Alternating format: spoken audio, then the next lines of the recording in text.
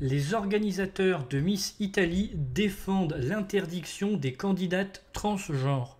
Les organisateurs de Miss Italie ont défendu leur interdiction des candidates transgenres après que l'entrepreneur derrière le concours ait semblé critiquer les efforts d'autres concours de beauté visant à accueillir les femmes trans. Récemment, les concours de beauté ont cherché à faire l'actualité en utilisant des stratégies qui, à mon avis, sont un peu absurdes, a déclaré le mécène officiel du concours, Patrizia Mirigliani, lors d'une récente interview radio. Depuis sa création, mon concours stipule dans son règlement que les candidates doivent être des femmes de naissance. Les commentaires largement rapportés sont devenus une source de controverse pour le concours, peu de temps après que Ricky Collet soit devenue la première candidate ouvertement trans à remporter le titre de Miss Pays-Bas. Miss Italie n'est pas affiliée à l'organisation Miss Univers et Collet concourra contre la gagnante du concours Miss Italie Univers 2023, un concours distinct. Mirigliani, qui est la fille de l'ancien directeur de Miss Italie Enzo Mirigliani, a plus tard déclaré à la station de radio RTL que ses commentaires avaient été mal compris. Cependant, dans une déclaration fournie à CNN mardi, l'organisation de Miss Italie a réitéré que actuellement le concours est ouvert aux candidates de sexe féminin depuis la naissance. Les organisateurs n'ont pas répondu à la demande de CNN sur la façon dont les critères d'éligibilité étaient appliqués. Ils n'ont pas non plus exclu explicitement de futurs changements de règles, affirmant dans leur déclaration que le concours a toujours su s'adapter au temps et n'a jamais été rigide sur aucun front, mais que le sujet de la participation des femmes trans ne constitue pas une priorité pour le moment. L'organisation a ajouté: Miss Italie a été définie par le public comme le concours de la fille d'à côté, la fille simple, qui en participant à Miss Italie peut s'affirmer dans le monde du show business, du journalisme, de la politique et de l'entrepreneuriat. Les commentaires initiaux de Mirigliani ont suscité une indignation plus tôt ce mois-ci, et elle a ensuite précisé sa position en déclarant à RTL: Je dis simplement que les choses doivent se faire progressivement. L'Italie est un pays délicat et particulier.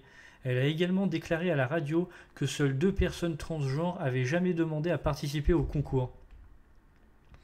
En réponse aux commentaires, Federico Barbarossa, membre de l'association italienne à but non lucratif Mixed LGBTQIA, a déclaré via Instagram qu'il avait réussi à participer au concours parce que, en tant qu'homme trans assigné femme à la naissance, il répondait aux critères d'inscription du concours.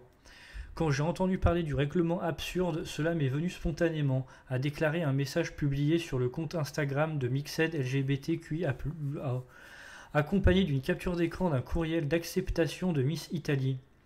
J'ai été assigné au genre féminin à la naissance, mais je me suis toujours senti comme garçon.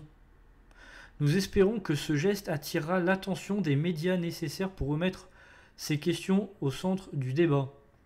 Il a encouragé d'autres personnes trans assignées femmes à la naissance à s'inscrire en masse au concours pour se moquer de ces positions dépassées. D'accord.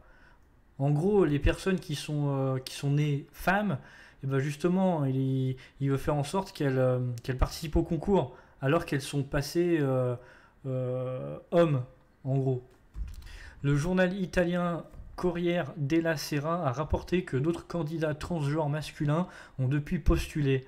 Un porte-parole de Miss Italie a confirmé que le concours avait reçu quelques demandes de candidats de personnes transgenres masculines et que les hommes trans participeront aux castings locaux. S'ils sont jugés appropriés par un jury technique, ils pourront ensuite défiler en public, a-t-il ajouté. Après avoir été couronnée Miss Pays-Bas le 8 juillet, Collet participera à Miss Univers et fera à nouveau histoire si elle remporte le concours international.